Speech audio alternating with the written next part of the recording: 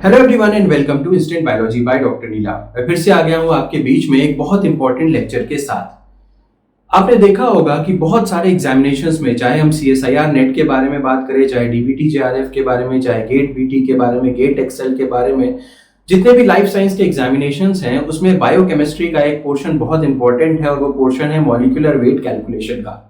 Molecular weight किसका calculate करने का? मॉलिक्यूलर वेट कैलकुलेशन जब आप पेप्टाइड्स या पॉलीपेप्टाइड्स की बात कर रहे होते हैं तो वहां पे मॉलिक्यूलर वेट किस तरीके से कैलकुलेट किया जाए, ये एक मेन क्राइटेरिया आता है, एक मेन पोर्शन आता है जिसके बारे में आपको जानकारी होनी चाहिए। तो यहाँ से मेजरली न्यूमेरिकल्स आते हैं, बहुत सारे स्टूडेंट्स को यहाँ पे थोड़ा कंफ्यूजन होता है। तो आज के लेक्चर में हम बेसिकली इसी चीज को डील करने वाले हैं कि किस तरीके से आप मॉलिक्यूलर वेट को आसानी से कैलकुलेट कर सकते हैं पॉलीपेप्टाइड या पेप्टाइड के केस में। वीडियो लास्ट तक जरूर देखिएगा, यहाँ पे हम लोग बहुत सारे न्यूमेरिकल्स भी प्रैक्टिस करने वाले हैं जिससे आपको एक क्लियर अंडरस्टैंडिंग, बेहतर अंडरस्टैंडिंग हो जाएगी कि किस तरीके से मॉलिक्यूलर वेट का कैलकुलेशन किया जाता है। तो चलिए बिना देर किए हुए शुरू करते हैं। सबसे पहले तो यहाँ पे देखिए molecular weight of peptide and polypeptide, ये हेडिंग है। तो यहाँ पे जैसा कि मैंने बताया कि हम पेप्टाइड या पॉलीपेप्टाइड का मॉलिक्यूलर वेट कैलकुलेट करने वाले हैं। दूसरी चीज देखते हैं, average molecular weight of a standard amino acid is 128। एक चीज यहाँ पे समझने की जरूरत है कि जब भी पेप्टाइड या पॉलीपेप्टाइड बनता है तो अगर हम यहाँ पे एक जनरल सा एक स्ट्रक्चर बनाने की कोशिश करें तो सपोज करते हैं कि ये एक अमाइनो एसिड है, ये दूसरा अमाइनो एसिड है, ये तीसरा अमाइनो एसिड है, ये चौथा अमाइनो एसिड है। इस तरीके से अमाइनो एसिड्स जो होते हैं वो आपस में लिंकअप होते हुए चले जाते हैं और यही आगे चल करके पेप्टाइड या पॉलीपेप्टाइड का स्ट्रक्चर बना देता है।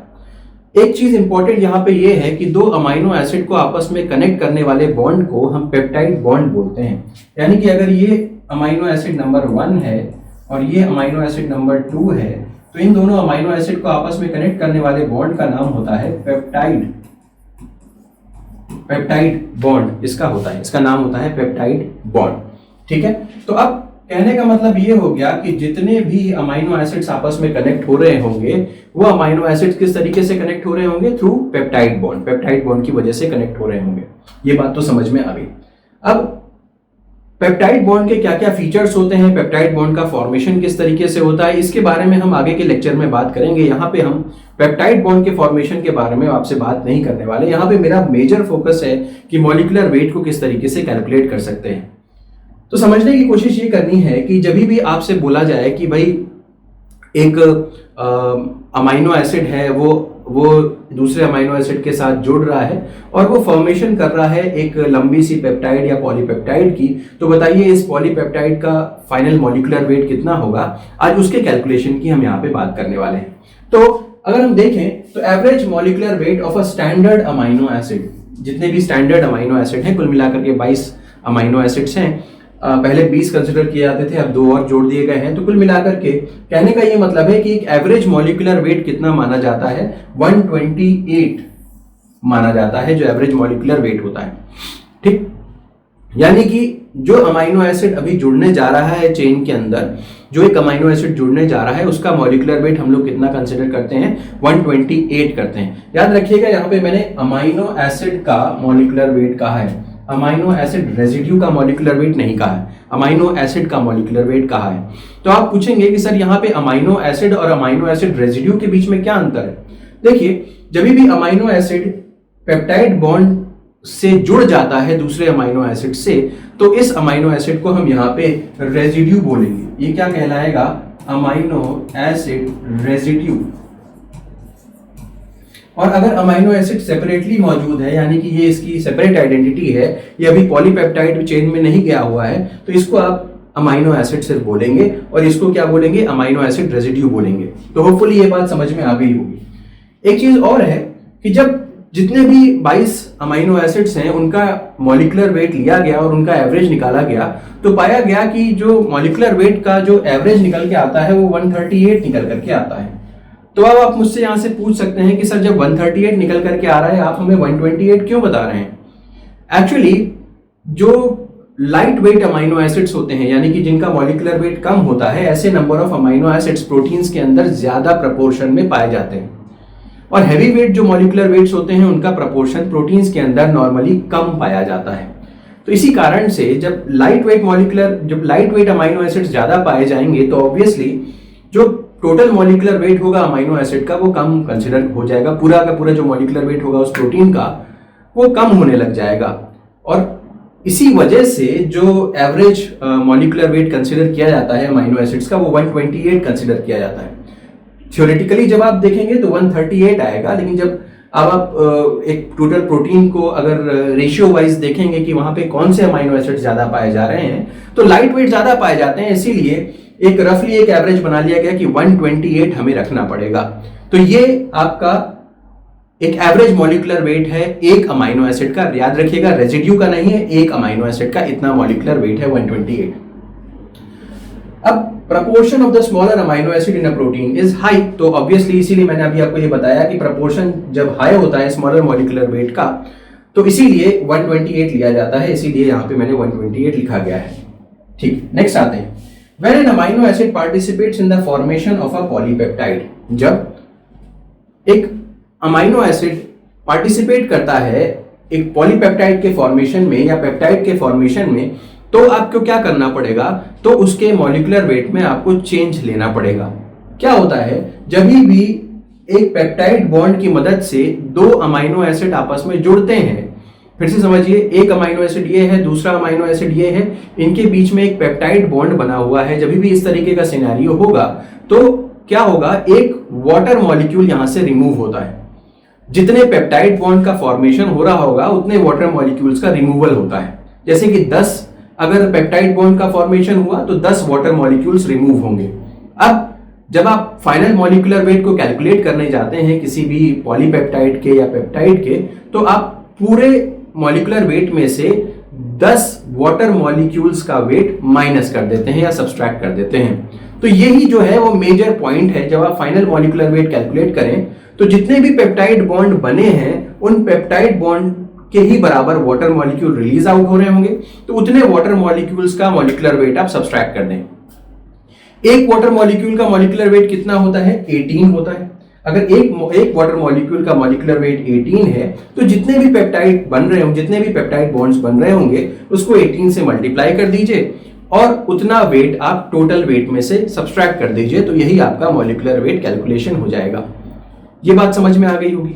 अब अगर हम एक रफ आइडिया ले लें कि यहाँ पे फिर एक रेजिड्यू का मॉलिक्यूलर वेट कितना हो जाएगा, यानी कि अगर एक अमाइनो एसिड इस पेप्टाइड पॉलीपेप्टाइड का पार्ट है तो उस केस में इसका मॉलिक्यूलर वेट कितना होना चाहिए। सिंपल सी बात है, जरा देखते हैं नेक्स्ट केस में। तो अगर आप रेजिड्यू की बात कर रहे हैं, अमाइनो एसिड रेजिड्यू की, तो सिंपल सा कॉन्सेप्ट यही हो गया कि 128 माइनस 18 कर दीजिए, क्योंकि 128 क्या था, 128 तो था मेरा एवरेज, और एवरेज में से मैंने वाटर का वेट हटा दिया, वाटर का मॉलिक्यूलर वेट हटा दिया, 128 माइनस 18, तो ये 110 आ गया। किसका आया जी, ये रेजिड्यू का। रेजिड्यू का मतलब वो पॉलीपेप्टाइड में पार्टिसिपेट कर रहा होगा, ठीक है। अगर पार्टिसिपेट नहीं कर रहा है तो 128 लीजिए, अगर पार्टिसिपेट कर रहा है तो आपको 110 लेना पड़ेगा। ये बात समझ में आ गई होगी।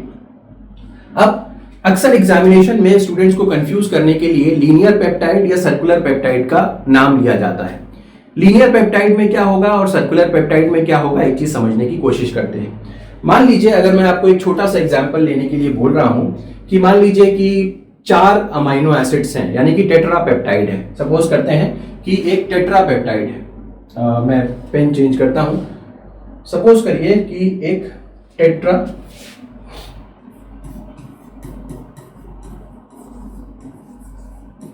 अगर आप एक टेट्रा पेप्टाइड को कंसीडर कर रहे हैं तो टेट्रा पेप्टाइड का मतलब क्या हो गया, यहाँ पे 4 अमाइनो एसिड्स होने चाहिए। टेट्रा पेप्टाइड मतलब 4 अमाइनो एसिड्स यहाँ पे होनी चाहिए। अब 4 अमाइनो एसिड्स हैं तो इसका मतलब ये हो गया, कुछ इस तरीके की ड्राइंग हम कर सकते हैं, 1 2 3 और ये 4 बन गए, ठीक है। तो 4 अमाइनो एसिड्स बन गए, 1 2 3 और 4। अब 4 अमाइनो एसिड्स में पेप्टाइड बॉन्ड कितने बन रहे हैं, यहाँ पे पेप्टाइड बॉन्ड बन रहे हैं 3। ये एक पेप्टाइड बॉन्ड, ये दूसरा पेप्टाइड बॉन्ड और ये तीसरा पेप्टाइड बॉन्ड। तो कहने का मतलब ये हो गया कि जब भी आप लीनियर पेप्टाइड के केस में देख रहे होंगे तो लीनियर पेप्टाइड के केस में नंबर ऑफ पेप्टाइड बॉन्ड्स कितना होगा, लीनियर पेप्टाइड के केस में नंबर ऑफ पेप्टाइड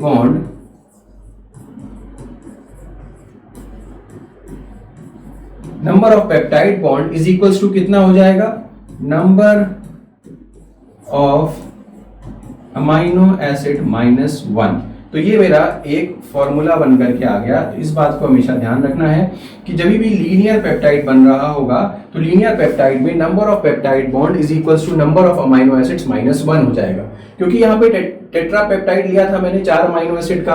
अब 4 अमाइनो एसिड में से जब आप एक माइनस कर रहे हैं तो ऑब्वियसली 3 पेप्टाइड बॉन्ड बन करके आ रहे हैं। तो यहाँ पे कितने पेप्टाइड बॉन्ड बन गए? यहाँ पे इस केस में peptide bond is equals to 3 बने। अब इसका XYZ जो भी मॉलिक्यूलर वेट आया, मान लीजिए कि ये क्या हुआ, इसको हम लोग क्या कंसीडर कर रहे हैं, ये एक अमाइनो एसिड था। अब अगर मान लीजिए आपसे कहा जाए कि ये 4 अमाइनो एसिड बन करके आ रहे हैं, 4 अमाइनो एसिड्स हैं, तो आपको क्या करना है, इसका सिंगल का मॉलिक्यूलर इस अमाइनो एसिड का मॉलिक्यूलर वेट क्या होगा, आप यहाँ पे रेजिड्यू मत कंसीडर करिए अभी। तो सिंगल अमाइनो एसिड का मॉलिक्यूलर वेट कितना होना चाहिए? 128 होना चाहिए। तो 128 कितने टोटल मिलाकर के अमाइनो एसिड है? 1 2 3 4 है। तो 128 इंटू 4। अब माइनस करना पड़ेगा, क्यों? यहाँ पे पेप्टाइड बॉन्ड कितने हैं, जितने पेप्टाइड बॉन्ड होंगे उतने ही वाटर मॉलिक्यूल निकलेंगे, ये बात भी हमें ध्यान देनी है। तो पेप्टाइड बॉन्ड के जितना फॉर्मेशन हो रहा है, peptide bond is equals to water molecules released. ठीक है, जितने पेप्टाइड बॉन्ड बनेंगे उतने ही वाटर मॉलिक्यूल यहाँ पे रिलीज हो जाएंगे।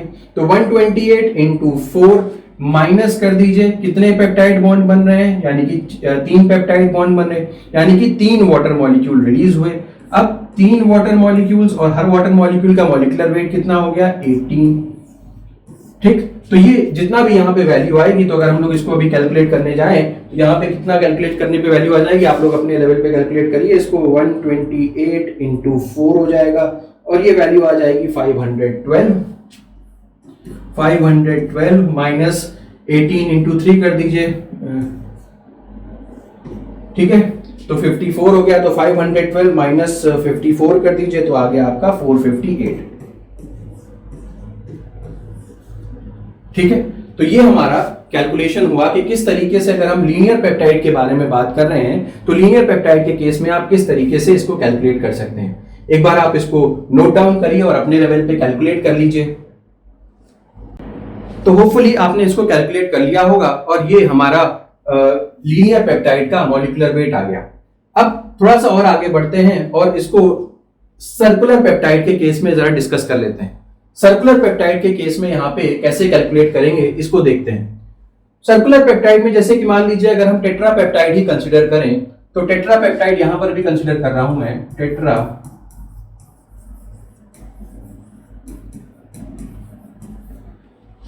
पेप्टाइड यहां पर भी कंसीडर कर रहा हूं। तो यहां पे कितने अमाइनो एसिड हो गए? 4 अमाइनो एसिड्स हो गए।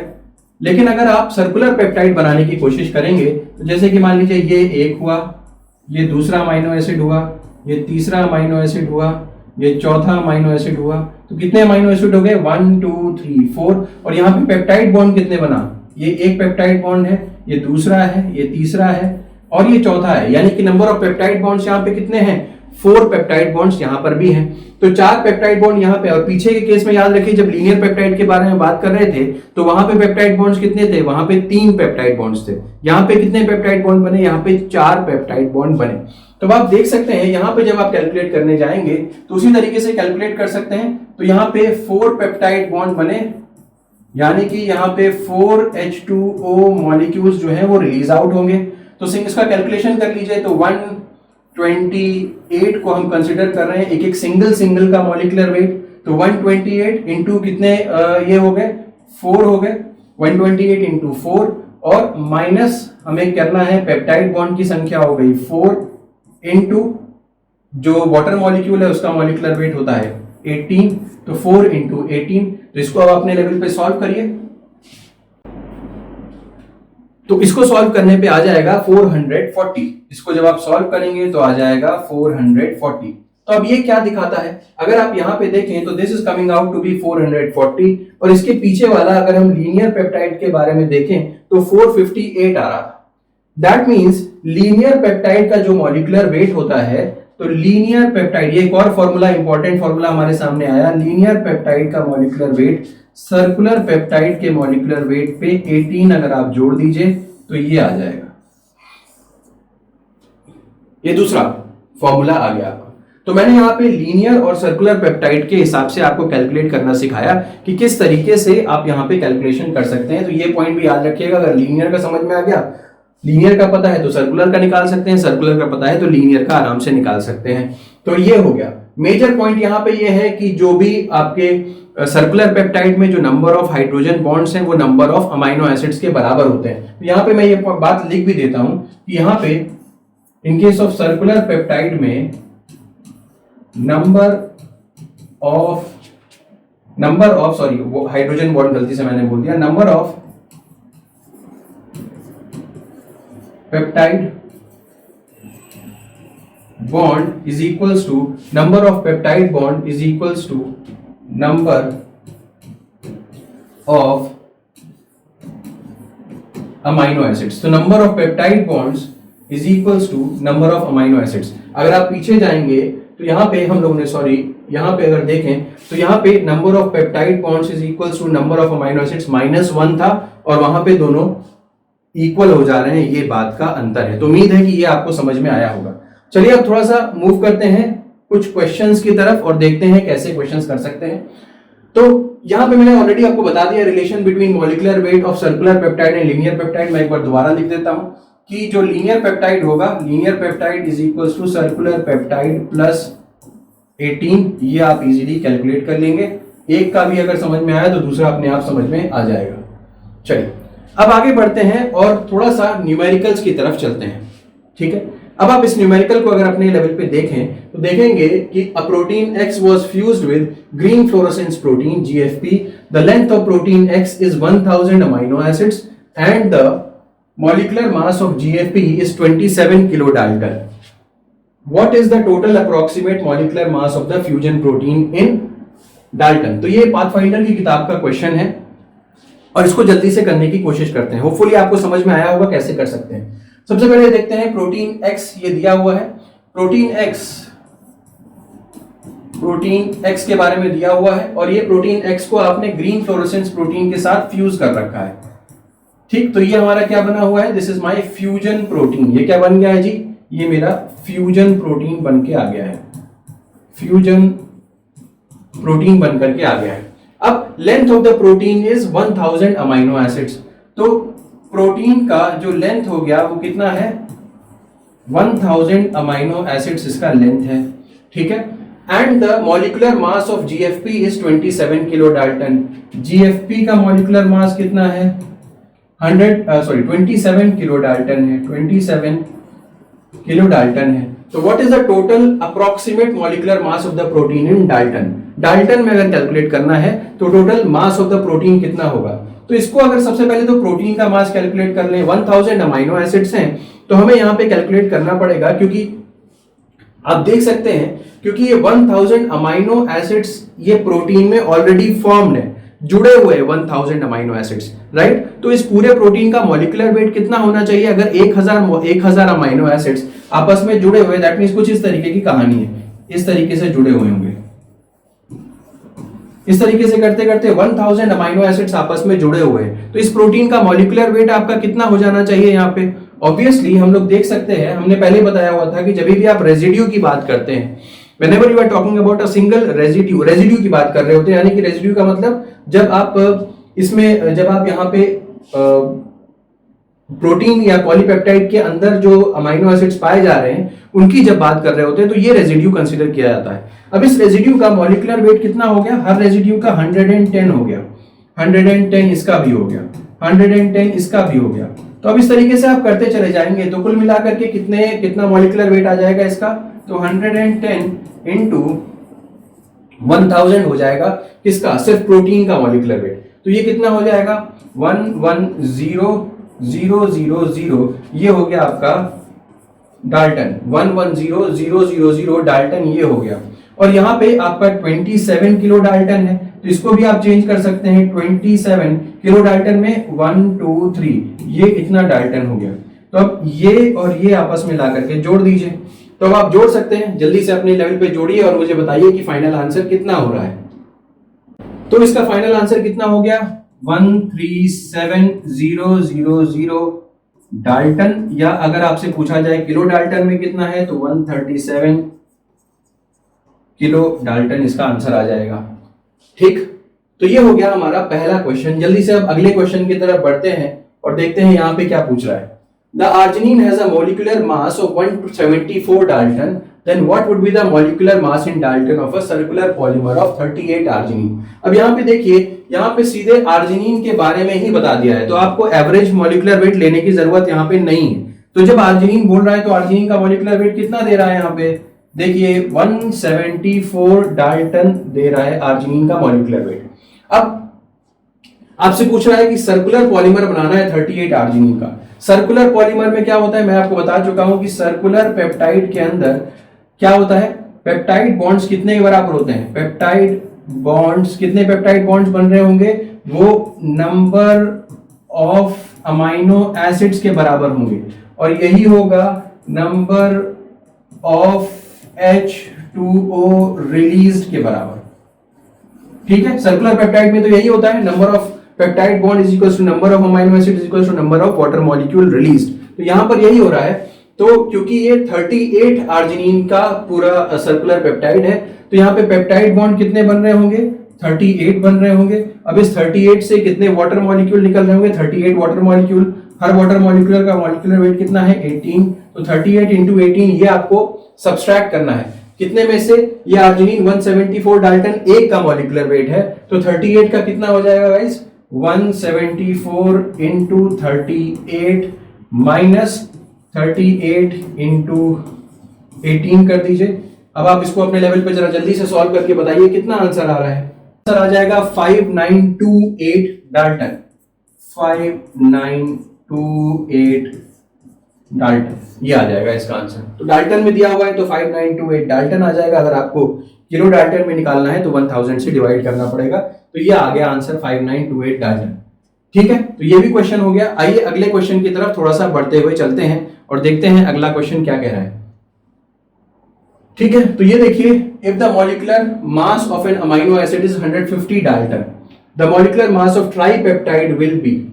अब देखिए, molecular mass of an amino acid यहाँ पे दे दिया है। अमाइनो एसिड का मॉलिक्यूलर मास कितना दिया हुआ है जी, 150 डाल्टन दिया हुआ है।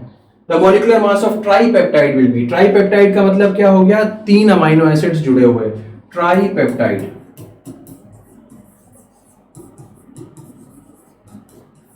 3 अमाइनो एसिड यहाँ पे जुड़े हुए होंगे। अगर 3 अमाइनो एसिड यहाँ पे जुड़े हुए हैं तो यहाँ पे कोई भी पेप्टाइड का कुछ दिया नहीं हुआ है, लीनियर है या सर्कुलर है। अगर नहीं दिया रहता है तो आप उसको लीनियर कंसीडर करिए। अगर लीनियर कंसीडर कर रहे हैं यहाँ पे तो आप कहेंगे कि अगर लीनियर कंसीडर कर रहे हैं तो ये 3 हो जाएगा, 1 2 और 3।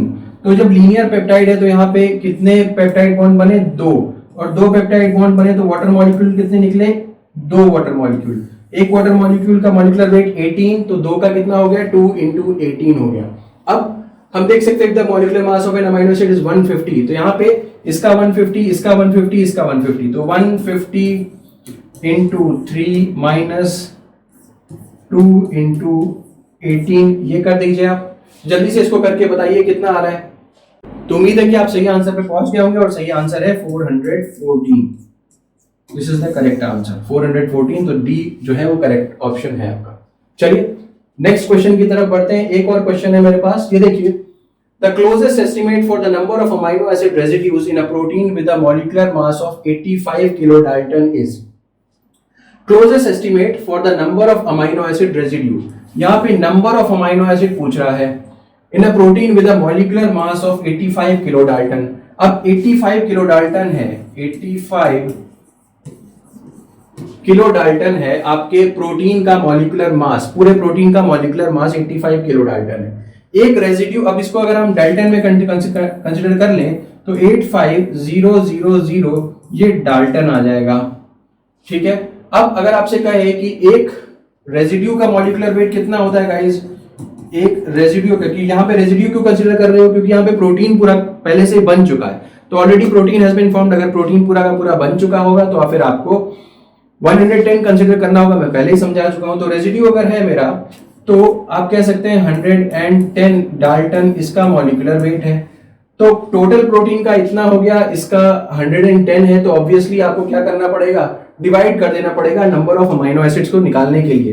तो 850000 अपॉन 110 कर दीजिए, तो ये मेरा इतना नंबर ऑफ अमाइनो एसिड्स आ जाएगा। This will be equal to number of amino acids. जल्दी से इसको कैलकुलेट करके मुझे बताइए कि आपका कितना आ रहा है। तो 772 के आसपास यहाँ पे लगभग आएगा। और यहाँ पे बोला गया क्लोजेस्ट एस्टिमेट, तो हमें क्लोजेस्ट एस्टिमेट मेरे लिए यही हो जा रहा है A710। तो उम्मीद है कि ये आपको बिल्कुल क्लैरिटी के साथ समझ में आया होगा कि किस तरीके से ऐसे क्वेश्चंस, मॉलिक्यूलर वेट से रिलेटेड क्वेश्चंस को आप सॉल्व कर सकते हैं। अगर ये वीडियो पसंद आया हो तो इसे जरूर लाइक करिएगा, चैनल को जरूर सब्सक्राइब करिएगा, बेल आइकन को जरूर प्रेस करिएगा और अपने फ्रेंड्स के साथ जरूर शेयर करिएगा। और हमें जरूर बताइएगा कि आपको और कौन कौन से लेक्चर्स चाहिए, ताकि हम आपके लिए वो जल्दी से जल्दी लेकर के आ सकें। Thank you so much, have a good day.